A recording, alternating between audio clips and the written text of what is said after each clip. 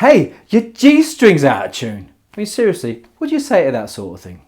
Well, that's why you need to learn the names, the letter names of the open strings on your guitar. So what are they and why are they important? There are 6 strings on a standard guitar, whether it's acoustic or an electric guitar. The thinnest string here, which is string 1, is the high E string. The second string is a B string. The third string is a G string.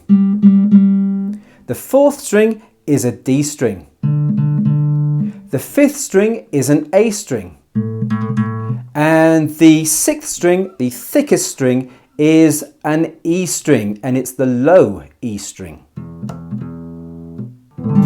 So why should you know the names of these open strings on your guitar? Well, first of all, it helps when you're tuning up, or for example, if you're watching a tutorial or reading a tutorial about how to tune up, because they always say, now play the 6th string at the 5th fret, and that's tuning you up to the A string. And it also helps when you're talking to other guitarists or playing with other guitarists, because if you're playing in a band or if you're playing with friends, you want to tune up together. And somebody might say, hey, there's a problem with your G string. So how can you learn the names of the open guitar strings? Well, for me, when I started out learning back in 1986, I learned them basically through the sheer repetition of playing every day.